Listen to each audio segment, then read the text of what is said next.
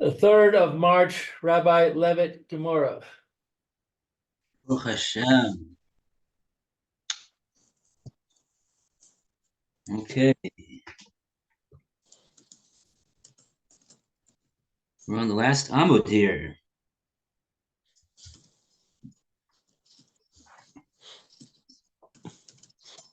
We're just going to continue on to Bava Metzia or something else.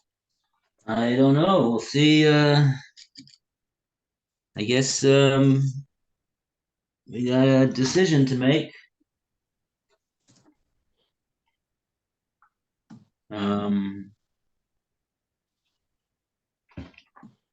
Yeah.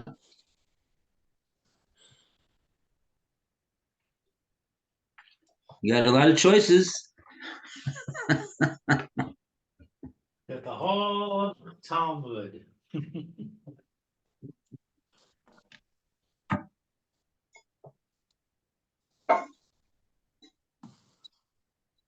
Yeah.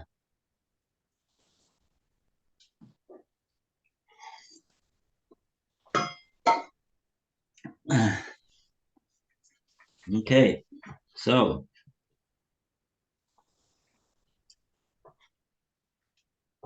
let's see where.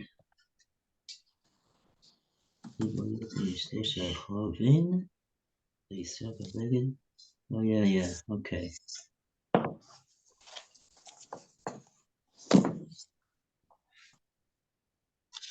Yeah, this is just not so easy.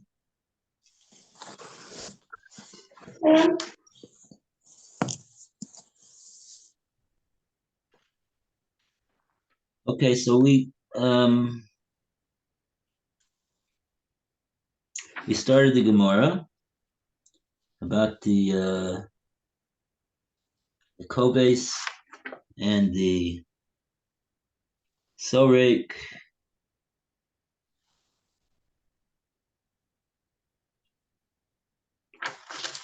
What we say about them?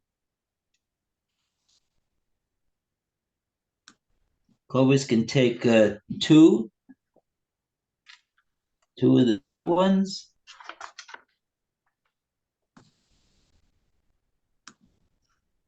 Can't take more than three.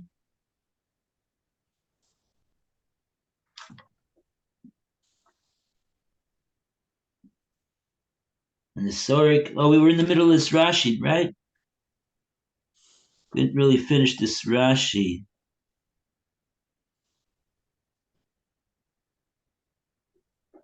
This Rashi on the top right column.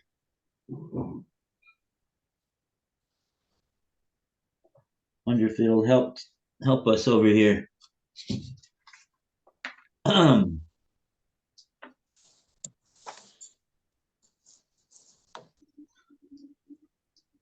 Want to read this Rashi? Okay, we can do this Rashi. Well, we could trade it off between the two of you. I thought we did this Rashi. You shouldn't take more than three.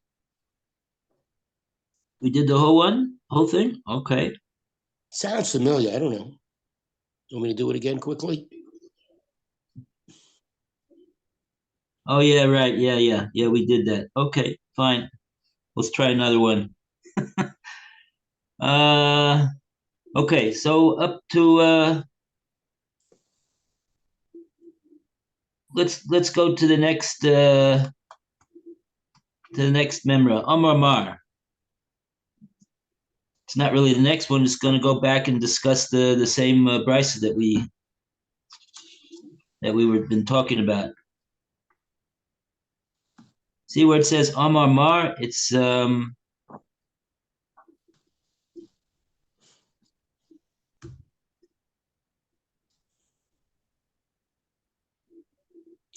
Mar. Fourth line down from the top. First word of the line is Rashi.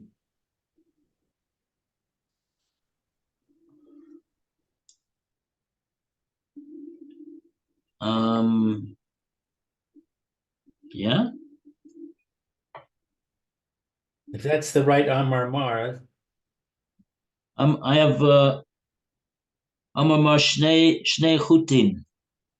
yeah, that's what I have. That's the fourth line from the top. Okay. Okay. Okay, so Lou, you want to start off? Amar Shnei Chutin. Amar Mar Shnei Chutin.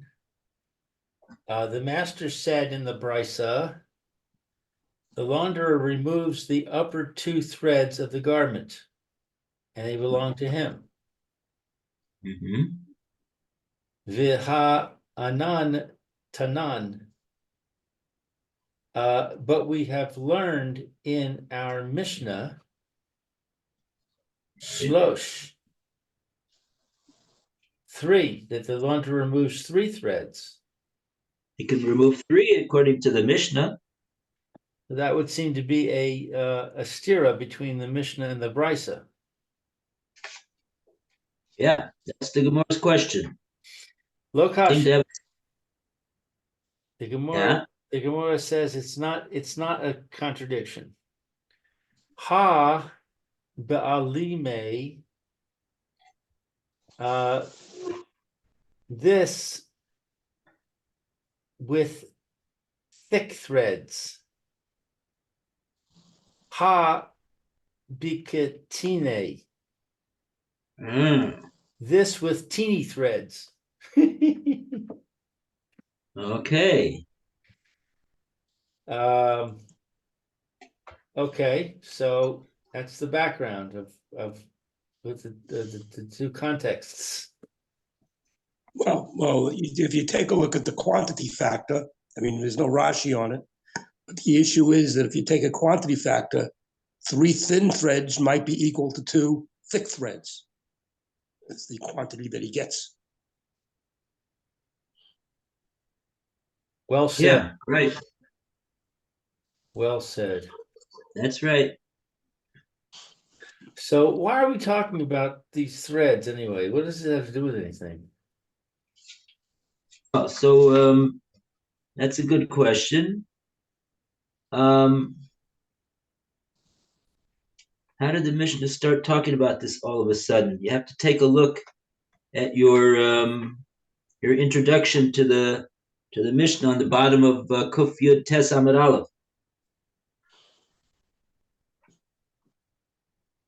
I guess this is the topic of the Mishnah.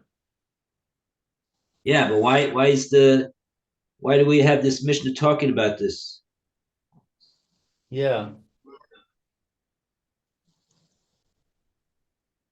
But before that, we were talking about Gezel as it impacted upon buying from various individuals. Who do they have are they selling what they have the right to sell, or are they not selling what they have the right to sell?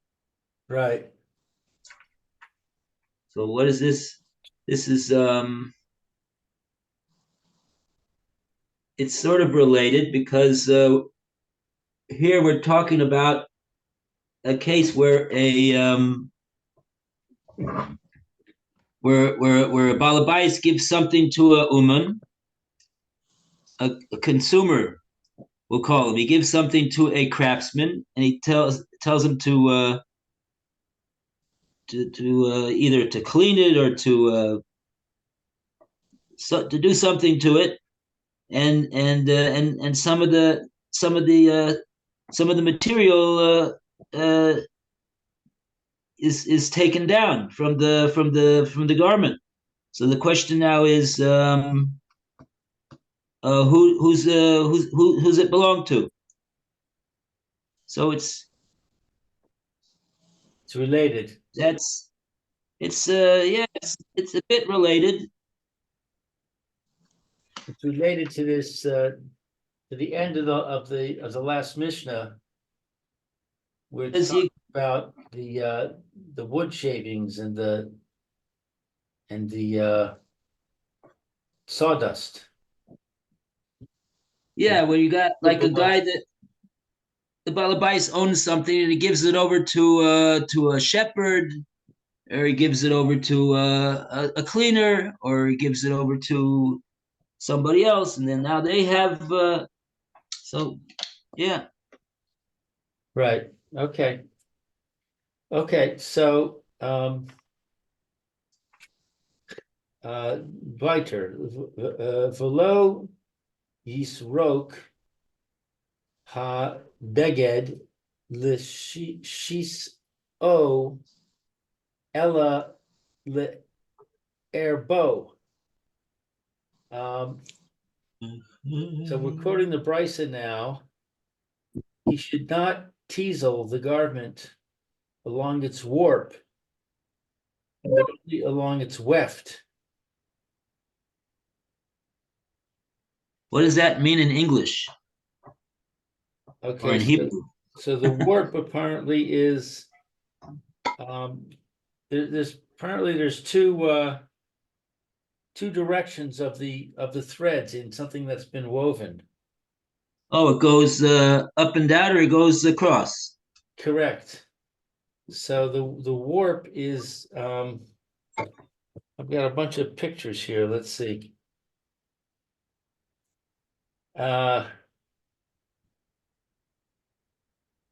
The vertical threads are the warp. And a single thread called the weft is passed over and under them.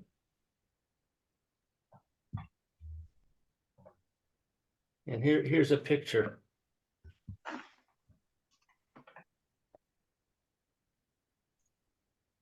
Okay. But apparently also, if you look at this picture, the warp is thick and the weft is thin. Oh, they're not equal. Right. Hmm. Okay, so you shouldn't teasel the garment along the warp,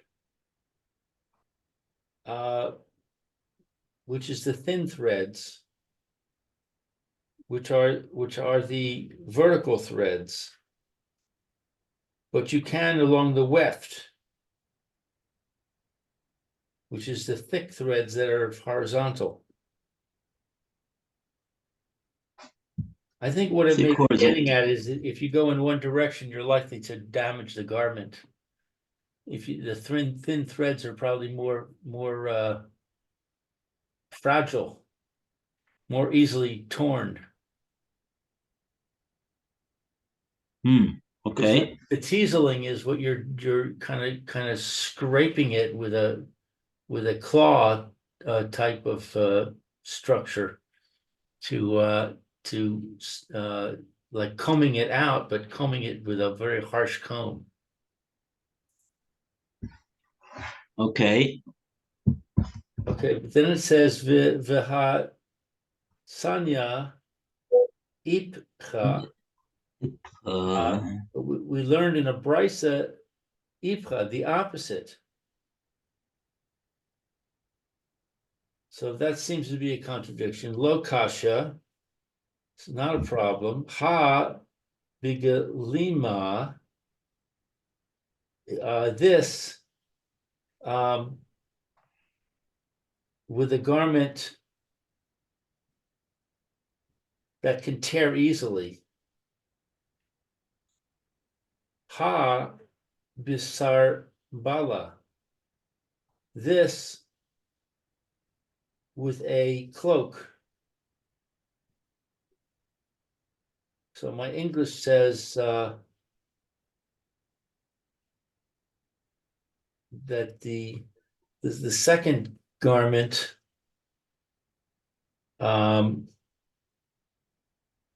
which is quoted from the Brisa, requires teaseling the warp because it's a distinguished cloak and it needs a richer appearance of from the warp type of teaseling. So it's a similar situation. We're talking about two different kinds of materials. The first case, we were talking about two different kinds of threads, thick threads and thin threads. Now we're talking about, I guess, regular garments and heavy duty garments. Yeah, there's a Rashi on these two types of garments, glima and sarbola. The kalima is the talit, asui l'chol yom. It's the garment that's fitting for daily use. The hu sharek, and when he combs it out, which is what the word teasel for some reason here, lishtav nota liekra meher. Oh,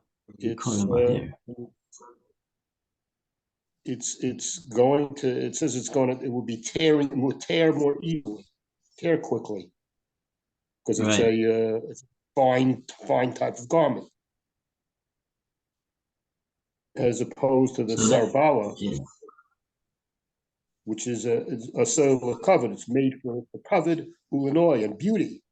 The kashu sarek, when he combs that out, not yoter. It would make it. It would beautify it. Okay, so there you have it. So the first brisa that was mentioned, it says v'lo yisrok habeged l'shisyo along the warp. That was talking about that's talking about the glima, because it's easily tearable. And the other brisa, it says not to be sorek the arvo, but to yes l'shisyo. That's talking about a sarbola.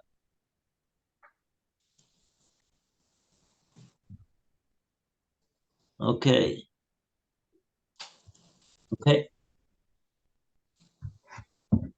So again, this is a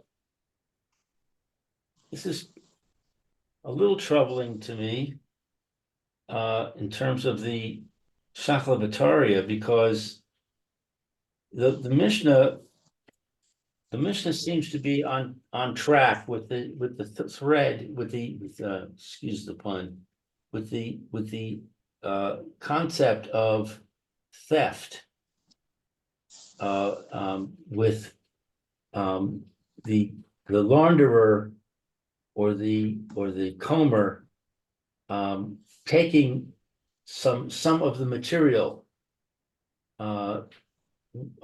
away from the garment, and who owns it. That seems to be consistent with what we said before. But now we're jumping into this discussion of how he should go about doing his job, which would seem to me to be it's just the detail of the professional activity having nothing to do with this idea of what he takes with him and what he doesn't take with him. Well, it's in other words, here you have a list of do's and don'ts. He can't take this amount of threads, and he cannot comb it in this way. He's got to comb it the other way.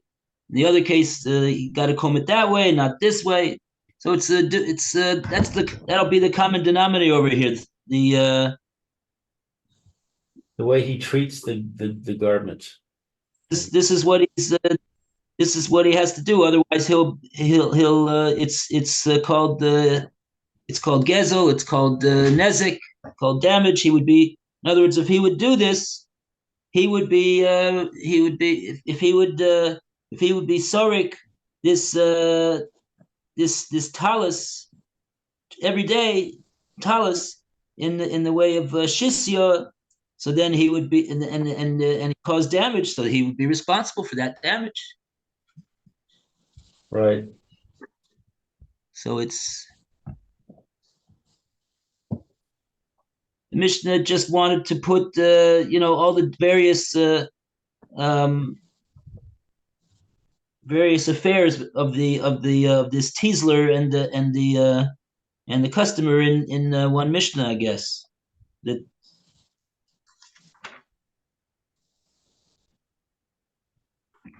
and here comes Alan.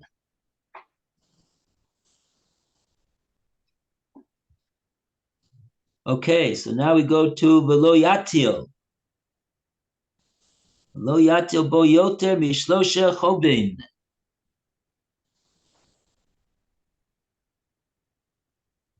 And now we have one of Rabbi Yirmiyah's questions. And we call upon Roy to continue the reading. Right, sorry. Where is it? I wasn't here last time. 119B1, right-hand column, the last paragraph, the Gemora cites. All right, so cites a clause of a Baraita that reads, Valel yotil bo yosar mishalel shah chuvin. And he shouldn't sew more than 3 stitches for each loop that he attaches to the garment's edge in preparation for stretching the garment. All right, I'll turn over.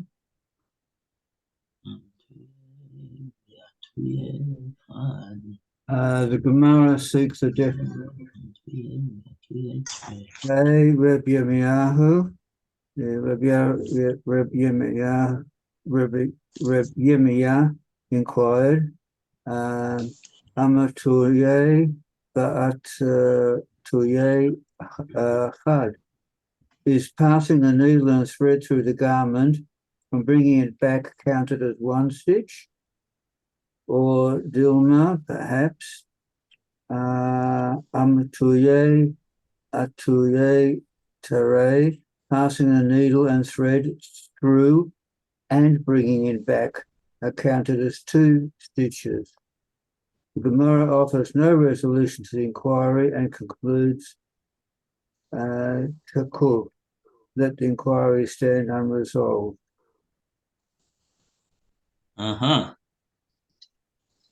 Okay, another one of Rabbi Yirmiyah's penetrating questions. If the Gemara says we don't know, Rabbi Yirmiyah, gotta wait for Elio and Nabi to come and tell us the answer to your question. Okay, we don't have any Rashi on that. Oh, no, do we? Yes, we do. Oh, as a matter of fact, looks like we have a long one.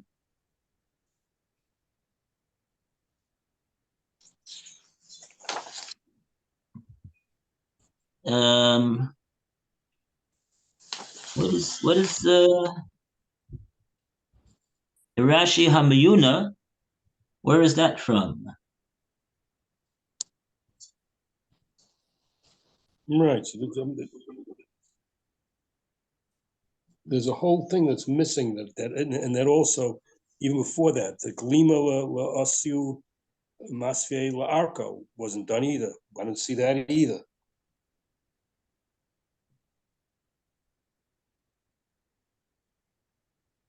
Oh, we had we had another Rashi on the matter of Glima.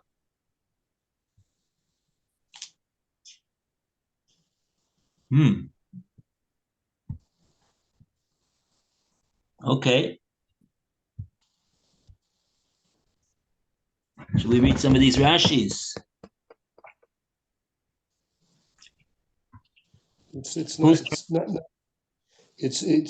You're not ready yet. That's the next section for those Rashis. After the take over the next sections. Oh, I see. I see. Amtuye vasuye chad o dilma amtuye vasuye tre. I think they're out of order. Yeah, that's the this long one, amtuye vasuye chad. This says, hey gimel hachi garsinen. That's pertinent to Rabbi Yirmiyah's question that he just asked. We just read that in the Gemora.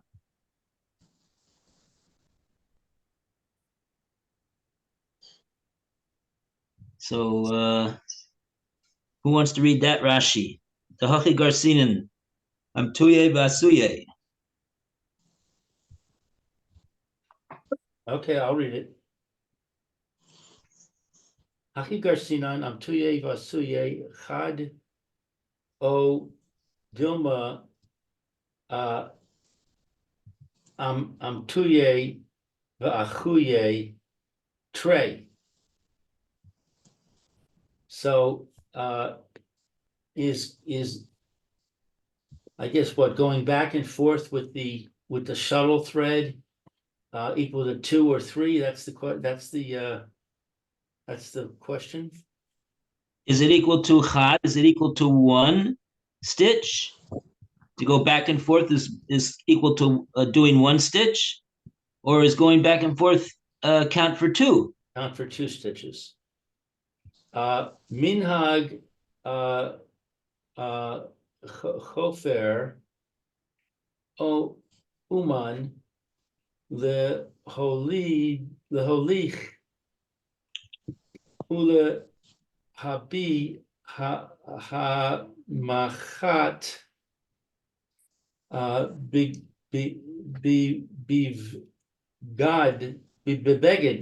beged kodem she yim shoch kol hachot v'ka miboye le hancha gimel.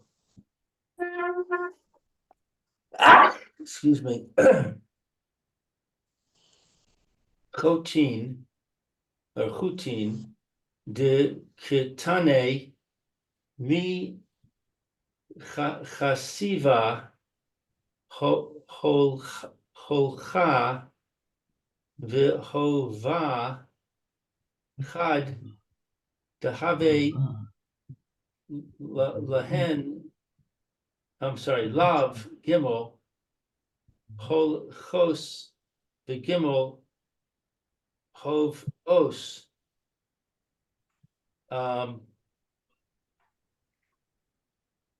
Is this a dalid? Holcha v'hov charei chashiv lehu. Okay, so it's customary for the uman, the professional. In the tofer, the sewer, a master sewer. The master sewer. The holich to go ulahavi and to bring hamata, I don't know, hamacha, Machat is the needle. the needle in the garment before that he passes it through all hachut. What's hachut? The warp? The stitch. The stitch. Beka miboy, and he needs it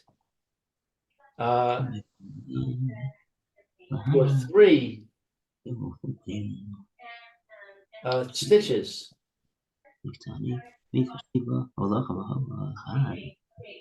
Dika Tane, like we learned, mi shiva, something that is important. Holcha, he passes it. The whole va, I don't know. Okay, so the minhag of the Tov woman, the master sewer, laholich ulhavia machat. He those are the two things that he's doing: to bring it, take it back, and take it forth. However you call it, bring it hamachat, the needle, bebeged. Kodem shim shoch kolachut, before he pulls tight each thread. A chut is a thread. Right. And the question over here of Rabbi Yirmiyah is, Anach Gimel. Now this word you have in the Rashi reads chut, but it's not correct. It should be corrected. The test in that word should be taken away, and you put a base in there, and that's the word stitch. Gimel chovim. Diktani, the 3 stitches that we learned in the Mishnah, that he's that it says that he's not he shouldn't take more than 3 stitches. So what exactly is regarded as a stitch? Miya chashiva, is it regarded holcha b'hova chad? Is taking the thread forward and then bringing it back, is that called 1 stitch? Diktani mish chashiva holacha b'holacha chadhu zahavu lahu gimel holchos v'gimel hovos. That would mean that he did 3 times taking it out and then bringing it back.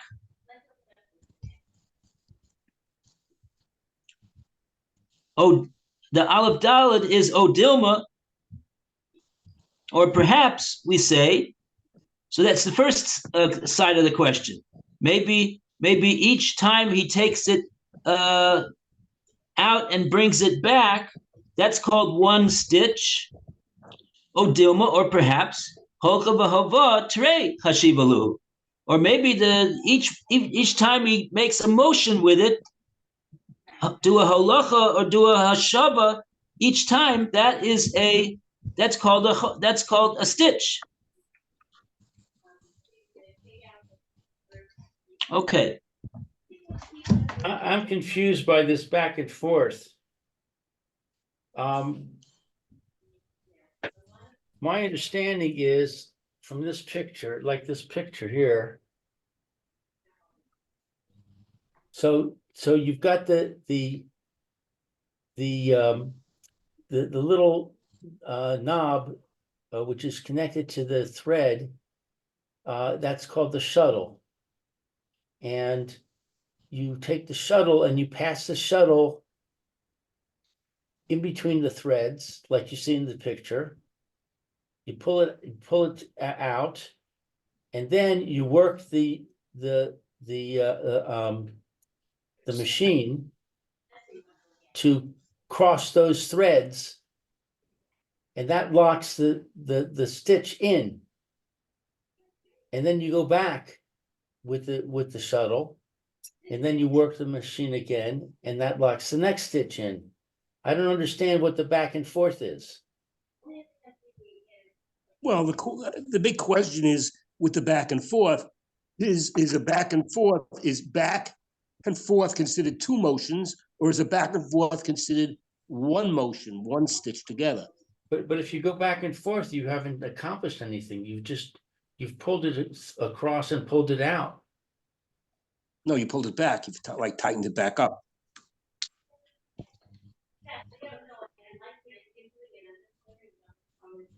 Hmm.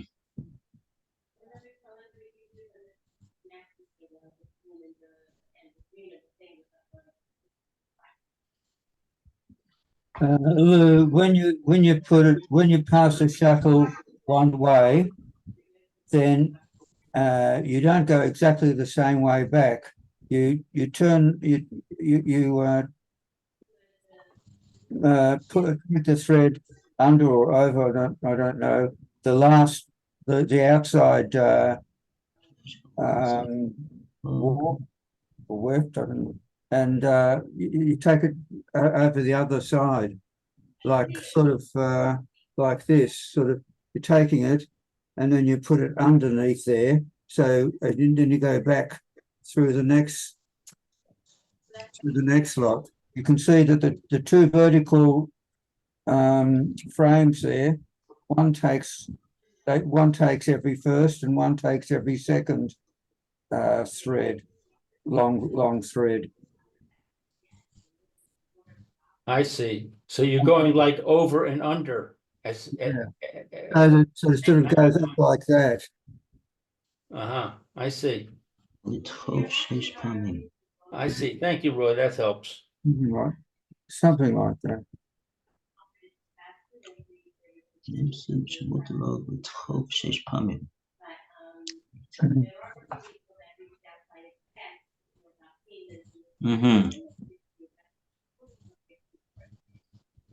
Yeah, basically what comes out from this Rashi is if you say that Amtuye and Atuye is Chad, so it comes up that you're going to be doing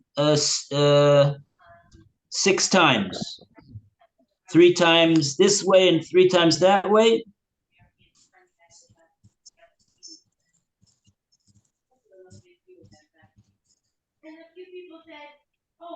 Okay.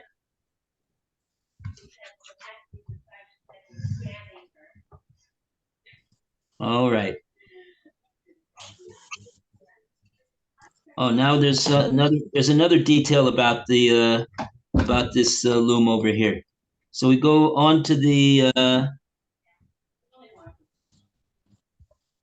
next part. Umashveyu la'arko avalo l'rachbo. Okay. You can even No, it it's out. late. Oh, it's late? We'll do it Yeah, Okay. time is up. tomorrow. Okay. Tomorrow is another day. Mm-hmm. What's that? Tomorrow is what? Another day. Another day. Oh, another day. Oh, I thought you were going to say it's it's Groundhog Day or something. Tomorrow You missed Groundhog Day. Yesterday was Groundhog Day. Ah, I missed the groundhogs. Okay. Oh well. Did he see his shadow? Next time. I don't know. I didn't see it reported anywhere, so I don't know. That's amazing. I don't even know why I said groundhogs. Okay. Thank you, Rabbi. Bye, Phil. Everybody. See you. Hello. Okay, bye-bye. Goodbye, Phil. I didn't say hello. Hello and goodbye. Take care. Okay, great.